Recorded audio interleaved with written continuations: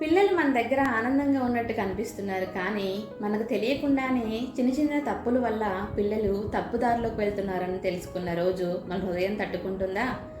కానీ నిజం ఏంటంటే ప్రీటీన్స్ ఏజ్ పిల్లలు చాలా సమస్యలను ఎదుర్కొంటున్నారు. ఫ్రెండ్స్ యొక్క ప్రెజర్కి ఇన్ఫ్లుయెన్స్ అవుతున్నారు.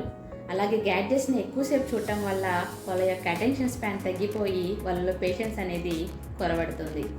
కొంతమంది పేరెంట్స్ ప్యాంపరింగ్ చేయటం, కేరింగ్గా చూసుకోవటం, అస్సలు రెస్పాన్సిబిలిటీ నేర్పించకపోవటం వల్ల వాళ్ళు ప్రతి ఒక్క చిన్న సమస్యకు కూడా భయపడిపోతున్నారు.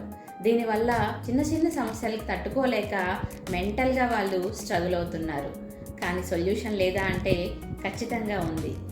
ఈ ఏజ్లో పిల్లలకి సరైన గైడెన్స్ ఇస్తూ, లైఫ్ స్కిల్స్ నేర్పిస్తూ వాళ్ళ యొక్క థాట్ని అవేకన్ చేయాలి.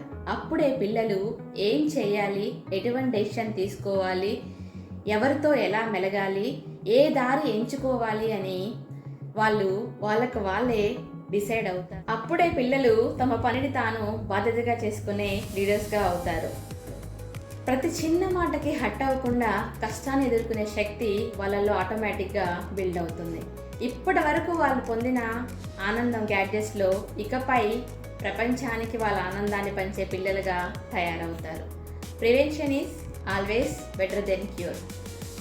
సో పిల్లల యొక్క మనసు అనేది తడిచిన మట్టి ముద్ద లాంటిది. ఈ టైంలో మన లైఫ్ స్కిల్స్తో వాళ్ళ యొక్క మనసుని మలిస్తే ఖచ్చితంగా వాళ్ళు రేపు తప్పుదారిని ఎంచుకోలేరు.